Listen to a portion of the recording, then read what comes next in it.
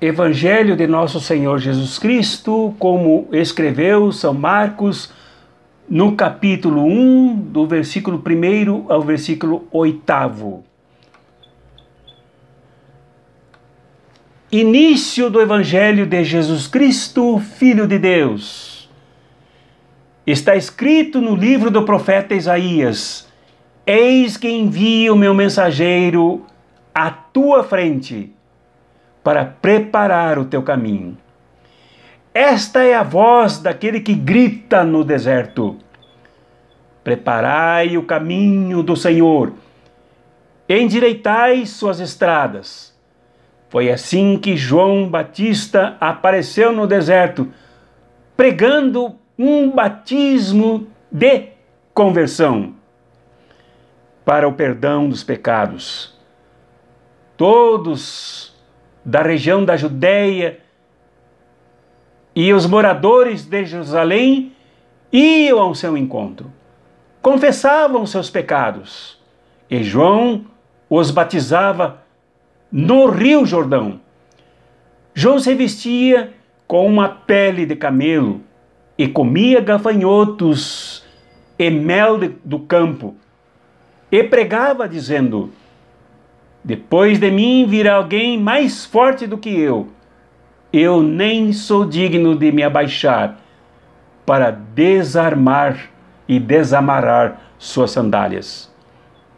Eu vos batizei com água, mas ele vos batizará com o Espírito Santo. Este é o Evangelho de Nosso Senhor Jesus Cristo.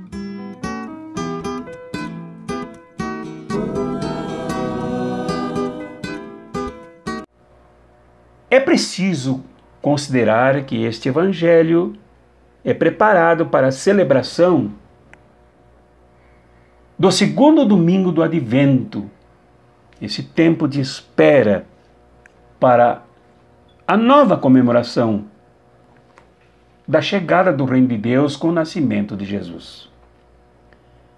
Mas também é preciso que a gente reflita nesse Evangelho, incorporando-o nas nossas vidas, na nossa ética, na nossa prática, na nossa moralidade, nos nossos pensamentos, nossas palavras.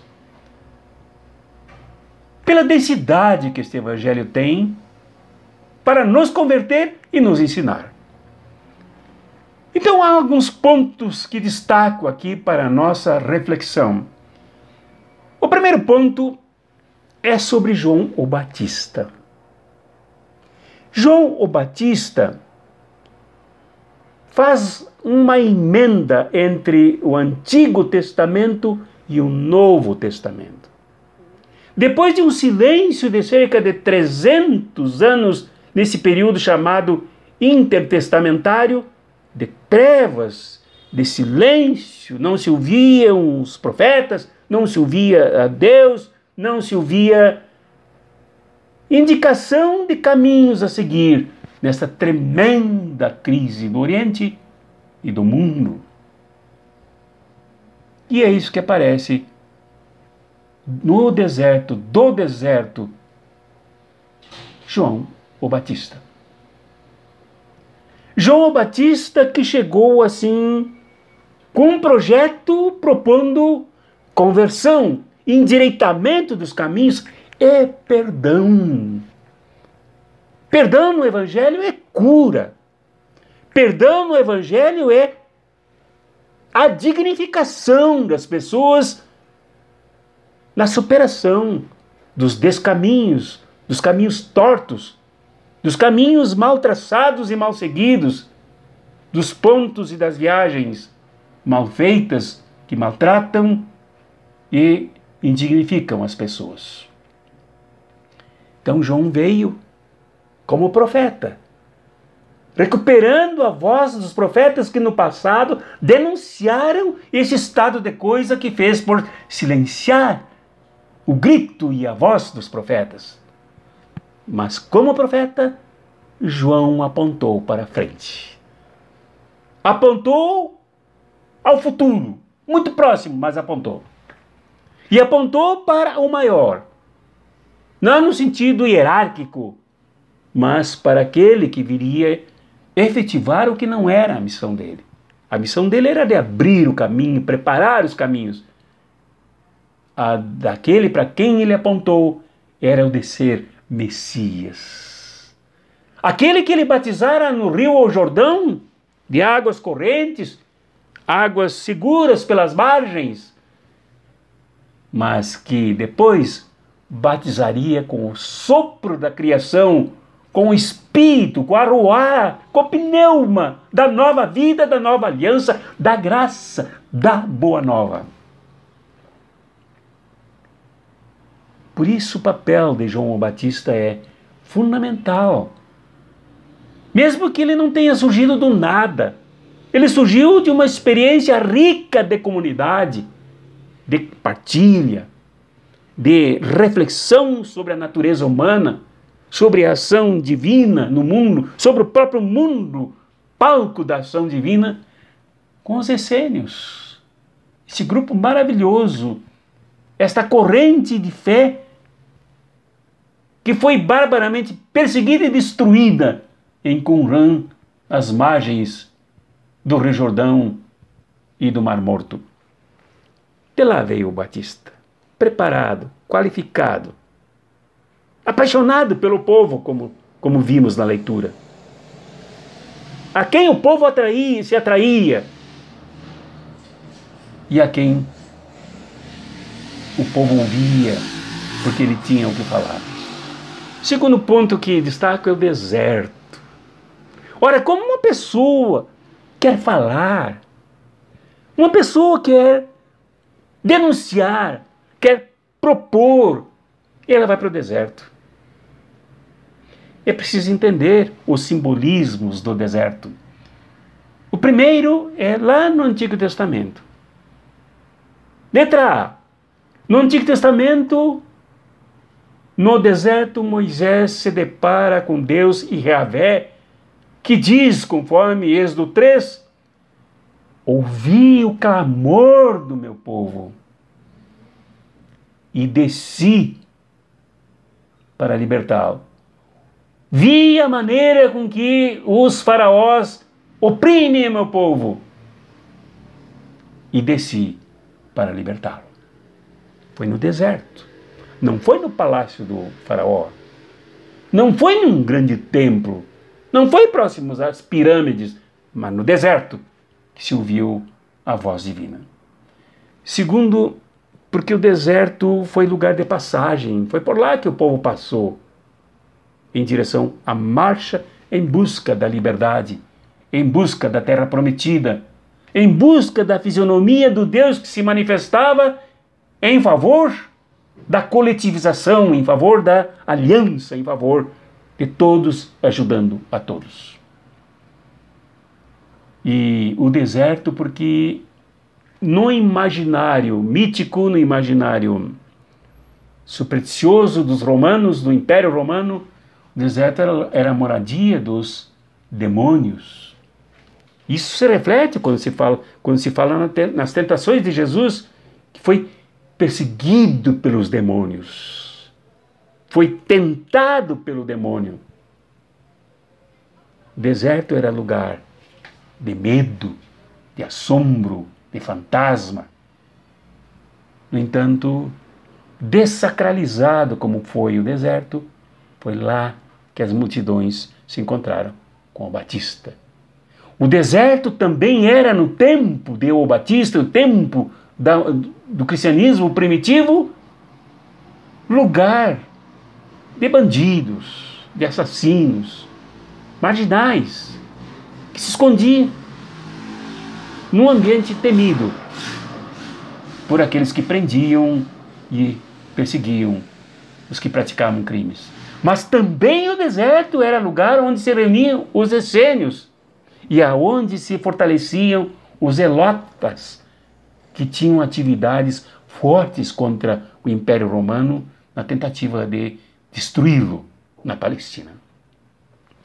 Então, o deserto foi lugar onde João o Batista gritou, porque no imaginário tanto palestino, judaico como romano, era o lugar mais apropriado para erguer a voz, erguer o grito, mostrando o futuro, o caminho, o que chegaria, que era o Messias, que era Jesus.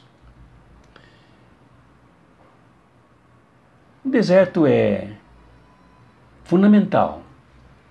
Ele tem vida, muita vida, e tem proposta, tem projeto, tem o grito que precisa ser ouvido no deserto. E é de lá que João Batista levanta a bandeira do reino e luta para que Jesus tenha o caminho preparado para realizar a sua missão, que era de Jesus e não de João Batista. E finalmente destaco a questão da boa nova. Como muito bem diz o Evangelho de São Marcos, já desde o começo, início do Evangelho de Jesus Cristo, Filho de Deus. O Evangelho é chamado, já na língua grega, língua morta, pela qual ele foi escrito, na qual ele foi lido primitivamente. O Evangelho era, primeiro, uma mensagem, era um termo assim bastante usado como mensagem. Se abriam os pergaminhos para ler as mensagens dos reis, das autoridades, dos poderosos. No entanto, aqui o Evangelho é outra coisa. Se aquele Evangelho dos reis, dos poderosos, vinha dos palácios, era escrito com um material caríssimo, este Evangelho aqui é o Evangelho dos pobres. E antes de aparecer em pergaminhos, como ele também foi escrito,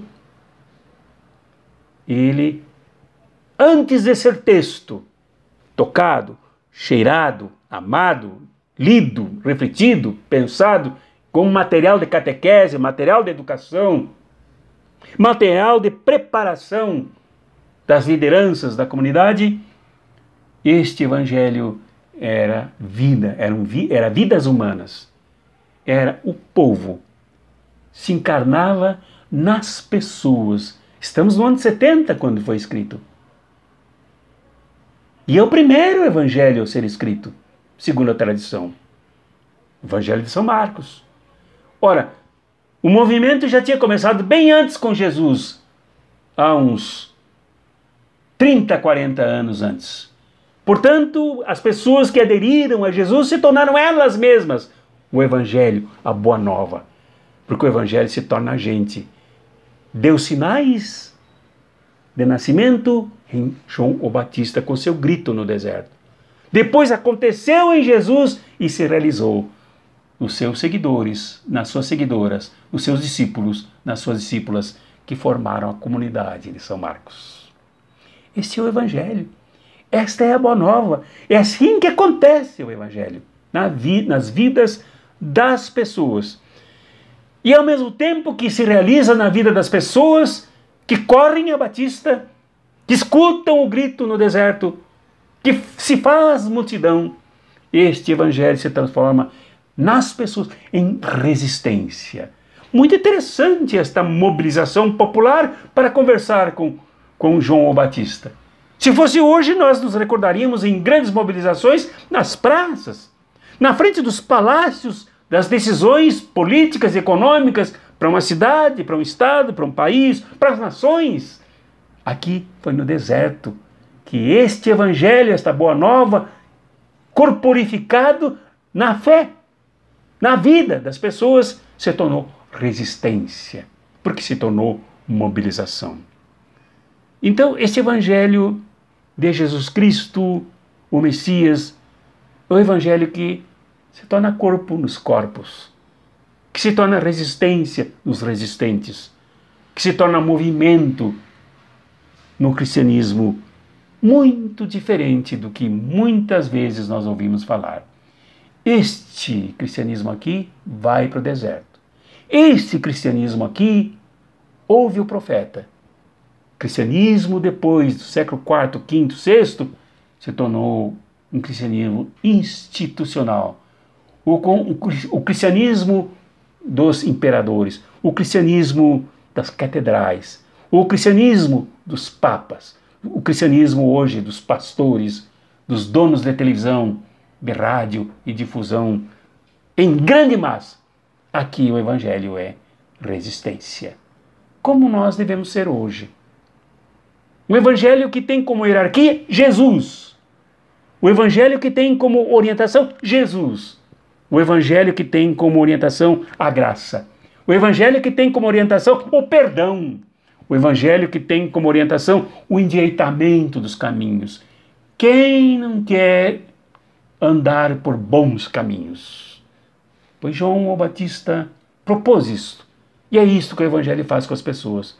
Fazer delas, das suas vidas, caminhos retos, caminhos justos, caminhos dos que trilham na resistência, na mobilização, para escutar o grito que se levanta do deserto para o meio das sociedades, das multidões, das pessoas, para calibrá-las, harmonizá-las mais e mais com Jesus que chega. Em nome do Pai, do Filho e do Espírito Santo. Amém.